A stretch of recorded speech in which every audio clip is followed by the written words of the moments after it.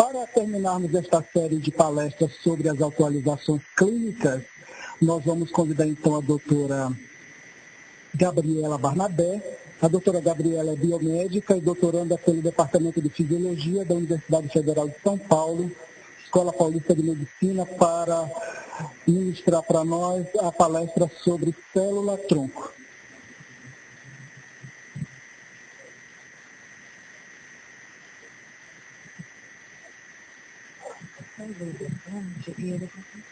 Tá bom.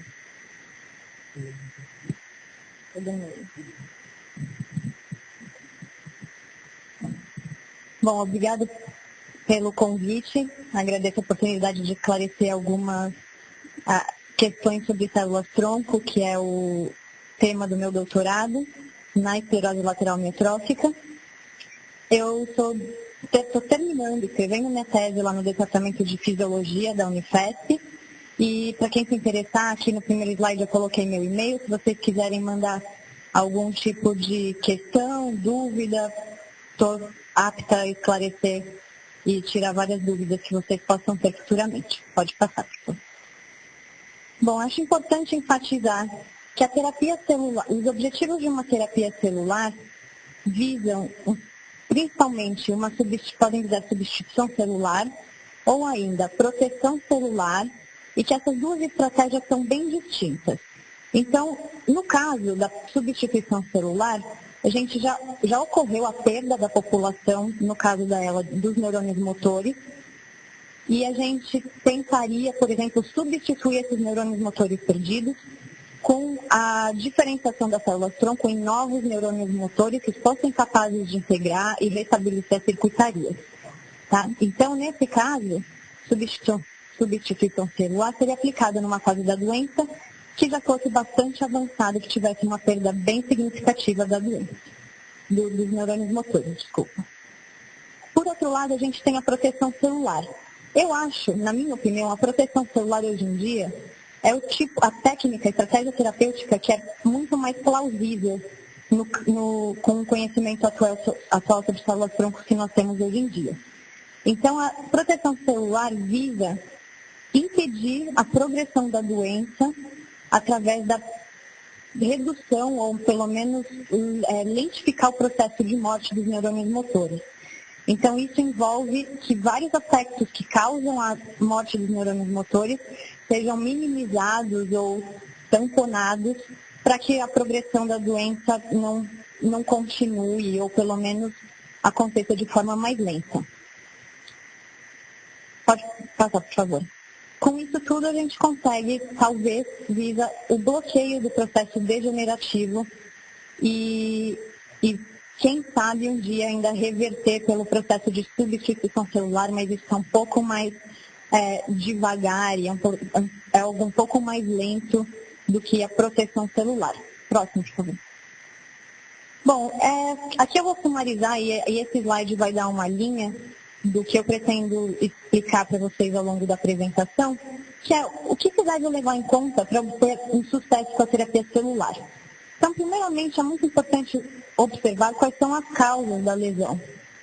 Então, a gente tem terapia celular que pode ser usada para diferentes doenças, no caso de diabetes, esclerose múltipla, esclerose lateral amiotrófica, e tudo isso, essas terapias devem ser conduzidas de forma a saber e posicionar da forma correta a aplicação das células-tronco de acordo com a causa da lesão. Então, a gente pretende neutralizar algumas dessas consequências, suprir as necessidades dos neurônios, o que previne a morte desses neurônios motores, e talvez, no caso da substituição celular, promover uma neurogênese e integração desses novos neurônios no sistema. E também, para isso, é importante considerar quais são os tipos de células-tronco que estão disponíveis.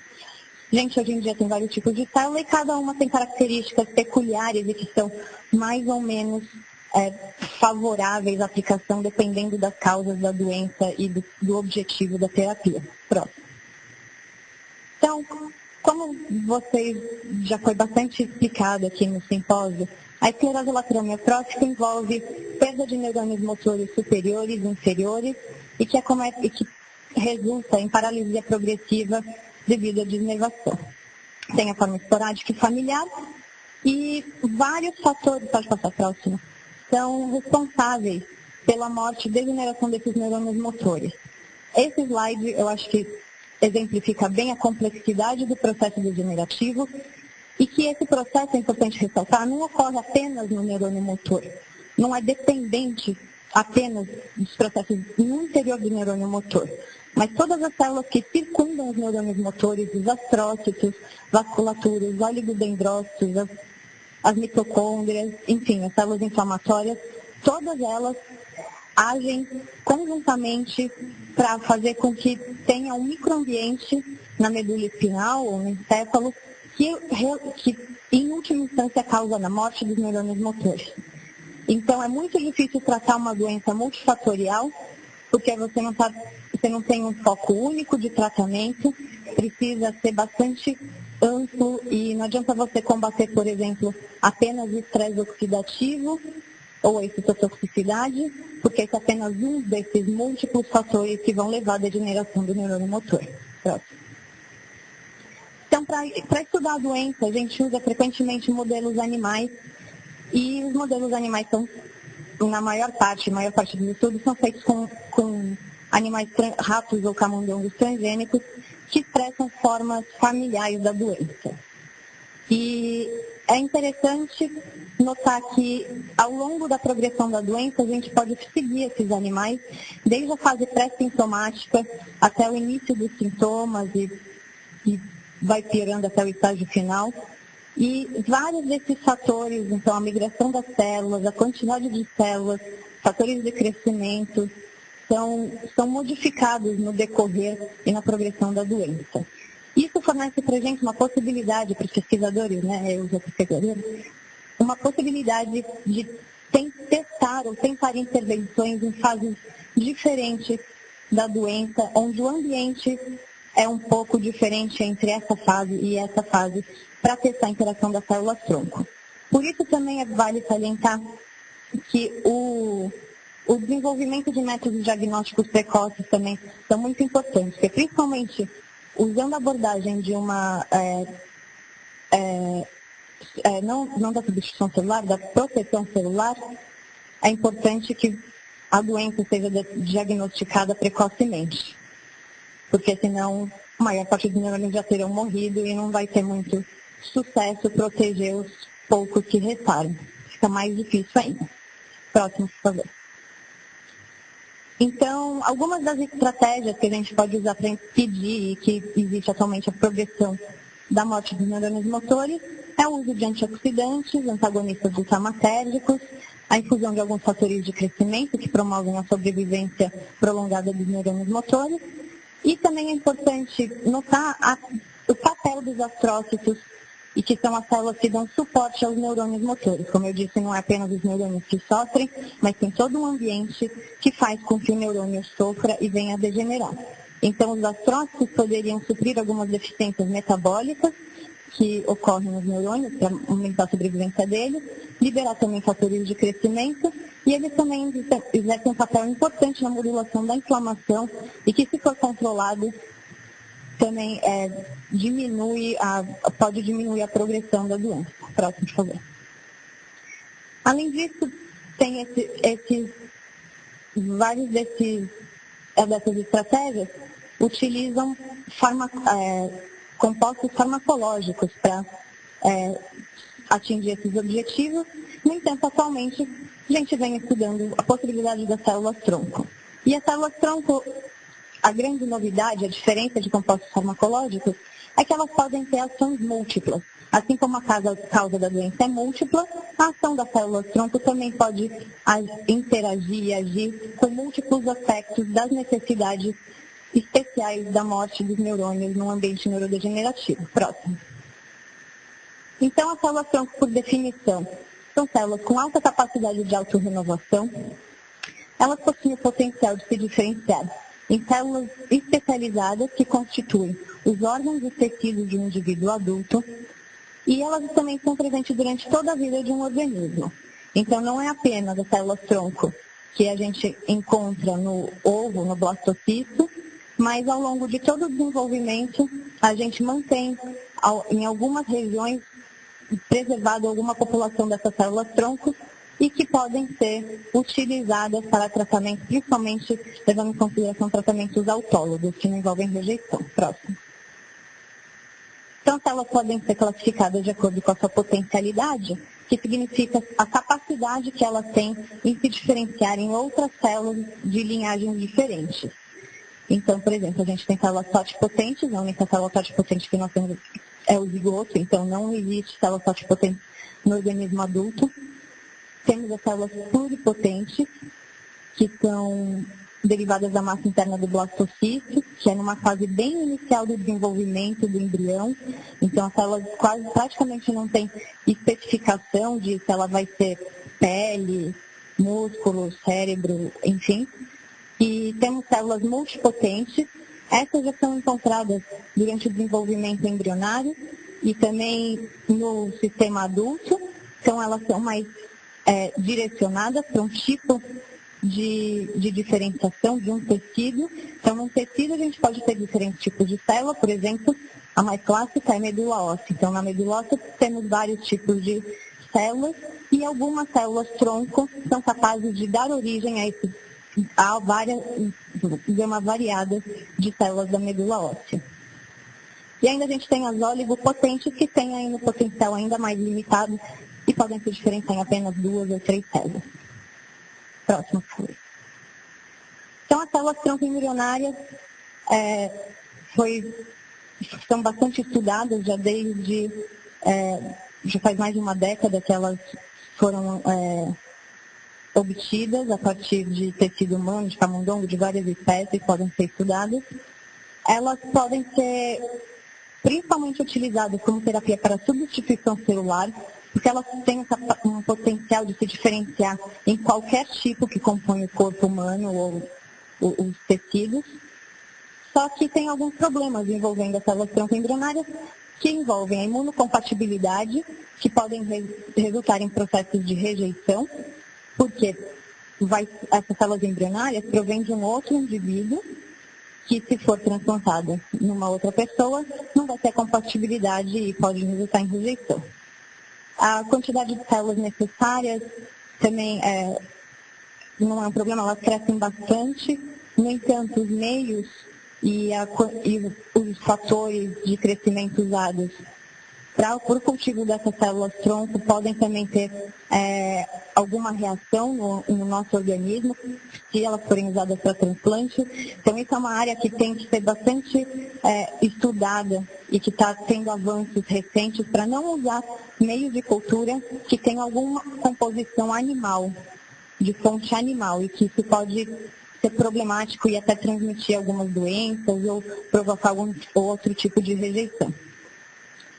É importante salientar também que é muito difícil controlar a diferenciação dessas células e o ciclo celular das células-tronco embrionárias. Então, elas proliferam loucamente, se diferenciam em qualquer coisa loucamente, e precisa ter um protocolo com alguns fatores específicos para você conseguir exatamente e purificar aquela população que você deseja obter in vitro antes de fazer qualquer transplante. Atualmente, não são muito consideradas para uso em trial clínico, porque envolve muitos perigos de formação de teratomas, que são tumores com múltiplos tipos celulares, então isso é bem complicado. E também envolve alguns aspectos éticos devido à sua obtenção, que vem de um ovo e um blastocisto. Pode passar. Para tentar minimizar os aspectos éticos das células-tronco embrionárias e também o aspecto da rejeição, recentemente foram desenvolvidas as células pluripotentes induzidas. Então, células da pele, por exemplo, podem ser induzidas a se comportar como células-tronco embrionárias pela adição e a modificação genética dessas células. Elas viram células IPS, que são as células-tronco induzidas. Elas também têm uma capacidade de diferenciação infinita em todos os tecidos, e os problemas dela é que, justamente, como envolve modificações genéticas para que elas se tornem pluripotentes, Essas modificações podem causar algumas instabilidades de DNA e, eventualmente, também causar formação de tumores e teratomas.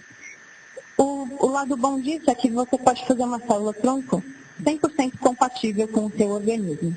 Então, vários estudos estão em andamento para testar a eficácia e a diferenciação controlada dessas células, e seriam células sob medida para você. Esse é a grande atrativo das células-tronco das IPS. Pronto, pode passar. A gente tem outra fonte, né, ao longo do desenvolvimento, outra fonte de células-tronco são as células-tronco neurais, que são células-tronco com capacidade limitada a se diferenciar em células do sistema nervoso central, como astrócitos, neurônios e oligodendrócitos, e elas podem ser tanto obtidas a partir das células-tronco embrionárias, segundo um protocolo de reagentes que a gente coloca nessas células que induz uma pré-diferenciação de células-tronco neurais. Há também nos estágios embrionários de desenvolvimento, a gente tem uma grande massa dessas células no sistema nervoso central de fetos, e também no sistema nervoso adulto. A gente mantém uma população dessas células em áreas neurogênicas e que o nosso encéfalo está constantemente produzindo novos neurônios, novos astrócitos e assim por diante. Então, esses novos neurônios provêm dessas células-tronco que foram armazenadas nesses locais específicos. Pode passar. Temos também algumas fontes de células-tronco adultas. Essas são mais viáveis à utilização atualmente. Então, várias fontes são medula óssea, lipoaspirado, polpa de dente. Sempre tem novas fontes de células tronco adulta sendo caracterizadas atualmente, próximo. E a maioria delas são células com características de células mesenquimais. Elas compartilham algumas características.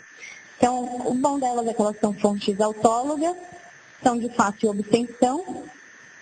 Então, por exemplo, das células tronco mesenquimais, é só um aspirado de cristelia, que é o mesmo procedimento para fazer um transplante de medula óssea, por exemplo, é bem simples. Elas têm uma boa migração e integração no sistema.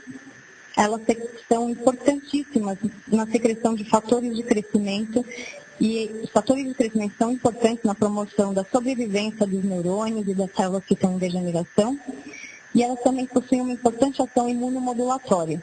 Então, elas são capazes de diminuir a inflamação no local e, assim, diminuir as lesões causadas secundariamente pelo processo inflamatório. No entanto, existe uma controvérsia sobre a capacidade dessas células de origem mesenquimal se diferenciarem em neurônios. Então, pode passar para a próxima. Para contornar essa controvérsia e ter certeza de que realmente o dado demonstrado, as pessoas estão realmente citando neurônios e não células que expressam proteínas de neurônios simplesmente, é importante sempre ter uma análise eletrofisiológica das células que os cientistas dizem que são neurônios. Isso é o que diz que as células são realmente neurônios quando elas têm comportamento de neurônio e não apenas uma aparência de neurônio. Pode pôr. Então, a terapia celular se baseia principalmente nessa troca de informações que existe entre o tecido, que no caso das doenças o tecido está lesado, está em processo de degeneração, e as células-tronco. Então, as células-tronco emitem sinais que a gente espera que promovam uma melhora na degeneração e no processo de lesão do tecido. Em contrapartida, também o tecido dá um sinal para as células-tronco para que elas tenham uma ação e elas sejam de alguma forma efetivas e assim por diante. Então, nesse caso, próximo, a gente tem classicamente, assim, que transplante das células-tronco em medula espinal, numa medula espinal que não tem lesão nenhuma, é um animal normal, é um ambiente normal, as células não migram, elas morrem por apoptose e praticamente não se diferenciam em qualquer outro tipo celular. Enquanto que numa medula espinal que tem lesão por trauma ou degeneração dos neurônios motores, enfim, ou axotomia, essas células são capazes de migrar em direção à lesão, elas se diferenciam e elas promovem alguma recuperação funcional. Então, é muito importante para as células-tronco que exista esse estímulo que atrai as células e fazem com que elas tenham uma resposta ao ambiente. Elas só vão responder se o ambiente tiver processo inflamatório, lesão e degeneração. Próximo. Esse processo todo de degeneração e de resposta das células-tronco e migração é conhecido como homing das células-tronco. Então, é um processo todo coordenado, que envolve várias moléculas e matriz extracelular, e está sendo bem caracterizado. Então, em algumas lesões que são consideradas lesões frias, em que não existe mais inflamação, dificilmente as células-tronco vão se mobilizar para esses locais. E o interessante desses estudos de quais são as moléculas que promovem essa migração é conseguir identificar algumas substâncias que podem atrair as células-tronco. Então, a gente consegue manipular ou as células-tronco ou injetar algumas drogas no ambiente e que aumenta a atração das células-tronco para aquele local de interesse. Então, é bastante interessante essa área de pesquisa. Próximo. Então, mas, independentemente disso, as células-tronco têm essa capacidade intrínseca. Então, aqui eu gosto desse slide, que mostra bastante a capacidade de migração das células-tronco. Então, a gente tem células-tronco marcadas, que podem ser visualizadas por ressonância, que foram injetadas no hemisfério esquerdo, e aqui no hemisfério direito, o camundongo apresenta um tumor. No tumor tem bastante processo e moléculas que são secretadas e que recrutam vasos, principalmente VEGF e tudo mais, que são atrativos para essas células. Então, ao longo do tempo, essas células que estão no hemisfério esquerdo passam a migrar lentamente para o outro hemisfério e chegam até o tumor. Então, elas realmente são atraídas por esses processos que envolvem bastante sinalização. Próximo. E é só com as células-tronco que a gente injeta e que são administradas ectopicamente, que são capazes de migrar e ser chamadas para lesão? Não. Na verdade, a gente tem, principalmente no sistema nervoso central, algumas células-tronco que são armazenadas, principalmente nas regiões subventriculares. Então, aqui ao redor do canal central da medula, a gente tem algumas células mestina positivas, que são marcadores de células-tronco neurais, que ficam bem contidas aqui no animal normal, que não tem lesão. Em um animal que é o modelo de esclerose lateral amiotrófica, que eu uso lá no laboratório, ocorre uma intensa migração dessas células, que normalmente estão retidas nessa região, para o corno anterior, onde tem os neurônios motores em degeneração. Então, o processo de degeneração por si, eu não fiz nenhuma manipulação nesses animais, tá? Ele é transgênico, ao longo do tempo ele desenvolve doença do neurônio motor e morte dos neurônios, e as células-tronco dele mesmo são capazes de reconhecer, sair daqui do canal central e migrar para o corno anterior. Então, a gente tem uma ótima fonte interna de células-tronco que são capazes de fazer alguma coisa. Mas por que a gente não melhora? Né? Provavelmente isso acontece com várias outras doenças, AVE, enfim, mas nem sempre isso é acompanhado de uma melhora funcional. Próximo. Então, já que tem essas células-tronco lá, por que novos neurônios também não são originados após a lesão ou doença? Próximo. Então, para responder essa questão, é importante saber de onde vem e como são formados os neurônios do sistema nervoso central. Então, a gente sabe que ao longo do desenvolvimento tem a formação do tubo neural, e esse tubo neural contém as células-tronco que se proliferam e, num ambiente permissivo, se diferenciam em neurônios, astrócitos e oligodendrócitos, seguindo um padrão ao longo do desenvolvimento.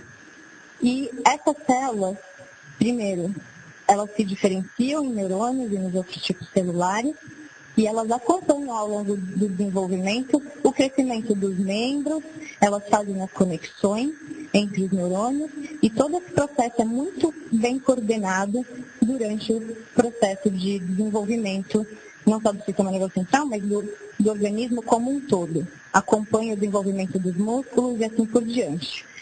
Então, é nessa fase que acontece a neurogênese e a conexão. Então, é muito difícil pensar numa terapia de substituição celular num organismo adulto, sendo que todas essas vias que estão presentes durante o organismo em desenvolvimento estejam presentes e os sinais permaneçam presentes para que as células ou os neurônios sejam orientados para onde eles devem ir e com quem eles devem interagir e fazer sinapses. Então, essa é o grande tabu, na verdade, de uma terapia pensando em substituição celular, que é colocar novos neurônios no sistema e que eles tenham funções normais. Muito dificilmente consiga isso. Talvez com estudos futuros as coisas avancem e seja um pouco mais possível e plausível. Atualmente é muito difícil devido a todo esse painel e o estado que a gente tem durante o desenvolvimento. Próximo. No sistema nervoso central a gente tem áreas que são capazes de formar novos neurônios, como eu disse, e essas são áreas privilegiadas. Então, as células da zona subventricular formam novos neurônios que são utilizados no olfato. Então, eles são constantemente repovoados e novos neurônios são acrescentados. E também no hipocampo, que são células que vão fazer parte da circuitaria envolvida na memória e aprendizagem. Então, essas duas regiões no sistema nervoso adulto são capazes de formar novos neurônios. Só que essa capacidade é apenas restrita a essas regiões e a gente chama de regiões neurogênicas. Nessas regiões tem algumas moléculas e fatores que fazem com que as células tronco existentes lá tenham a capacidade de se diferenciar em neurônios. Então, o resto do córtex, enfim, do tálamo, da medula e tudo mais, é uma área que não tem esse ambiente favorável à diferenciação em neurônios, certo? E nesse processo todo de formação do ambiente e que dá as instruções para as células-tronco ou ainda para os neurônios, é muito importante ressaltar o papel dos astrócitos. Então, são eles e essa interação entre as células-tronco, os astrócitos e os neurônios dos astrócitos que promovem essa instrução no que as células-tronco devem se diferenciar ou não. Próximo. Então, as células-tronco podem ser utilizadas, vem sendo utilizadas como um tratamento múltiplo e que pode atuar em diversas facetas ao mesmo tempo. Tá? Então, elas podem promover a adição de fatores tróficos no ambiente, melhorar ou alterar o metabolismo de produtos que estão sendo secretados no ambiente em degeneração e também são capazes de modular a inflamação.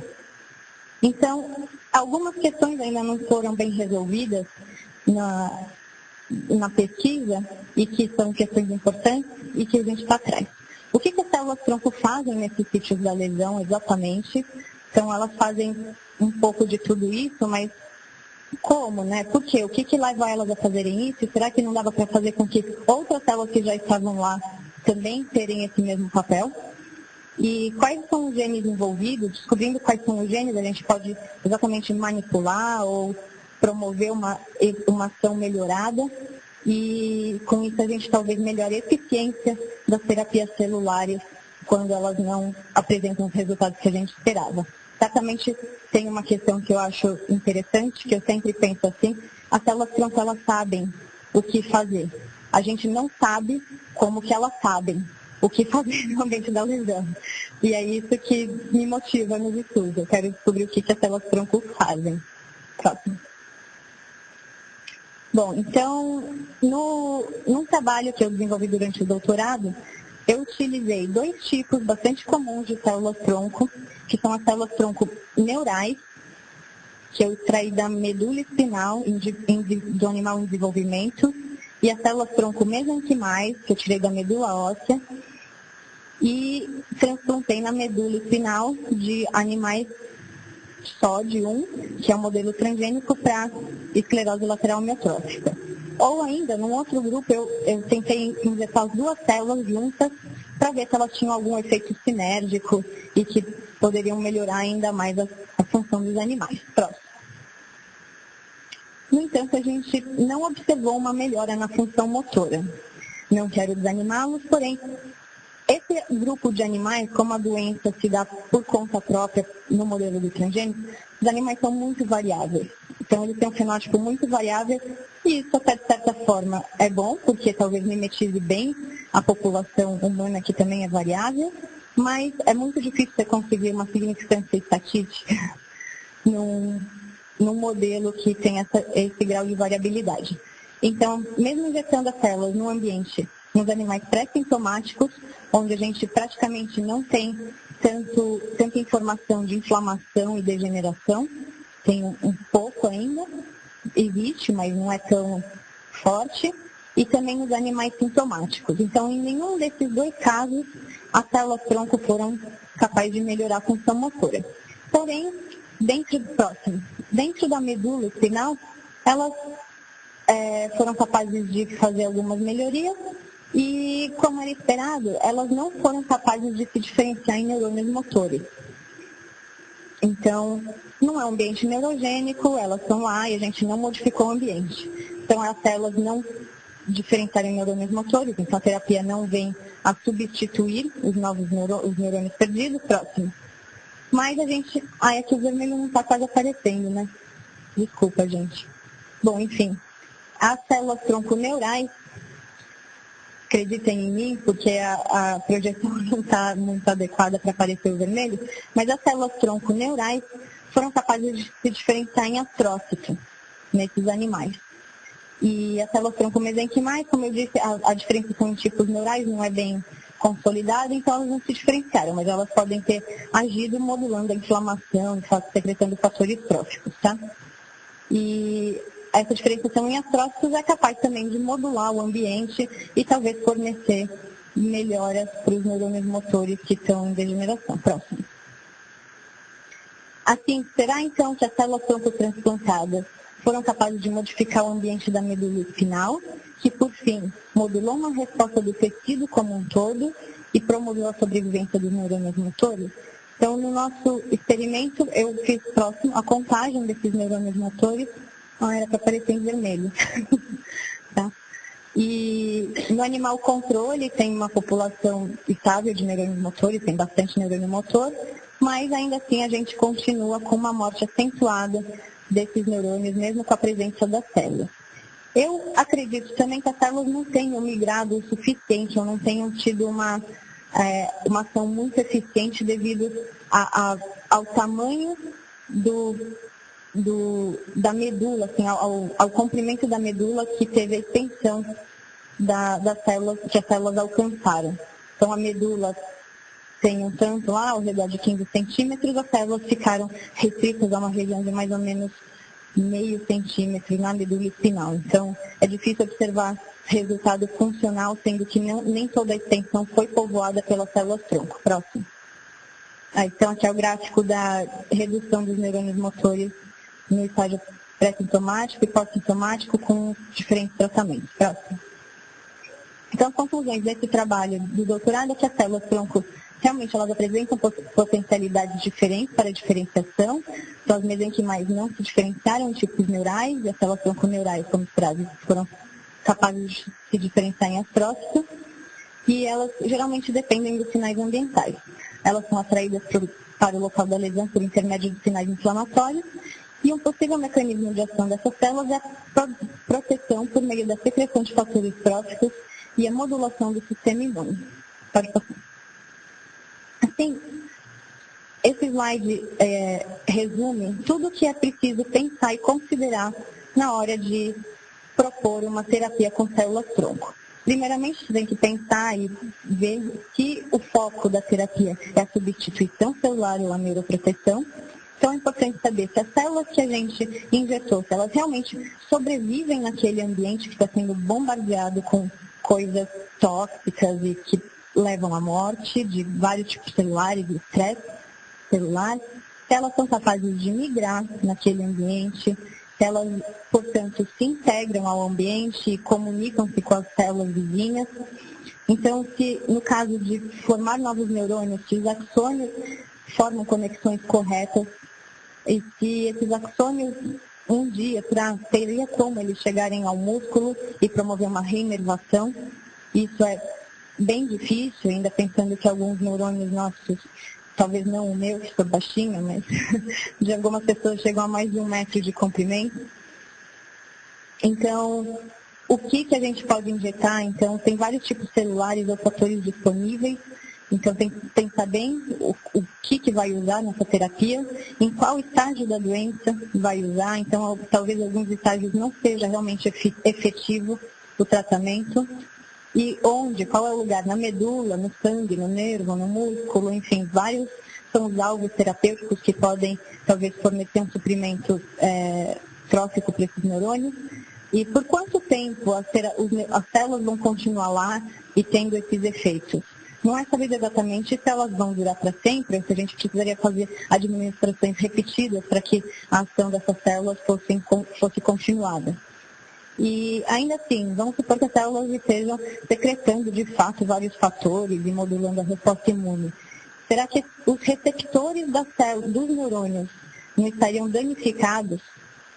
E então eles não seriam nem capazes de perceber os fatores de crescimento? Isso é muito, especialmente em doenças neurodegenerativas que envolvem bastante desbalanço no nível redox, a conformação de vários desses receptores são alterados, eles não são capazes de perceber os fatores tróficos presentes no ambiente, por mais que exista um monte. E, por fim, como eu comecei a palestra, é uma doença multifatorial. Então, o que faz sentido é que tenha tratamento multifatorial também e interdisciplinar, e conforme já foi falado por vários palestrantes aqui hoje. Então, várias frentes são necessárias e espero que a célula-tronco ainda traga alguma esperança se isso for necessário. Pronto. Próximo, por favor. Então, alguns testes clínicos, a palestra anterior já falou bastante de vários testes clínicos, inclusive com células-tronco.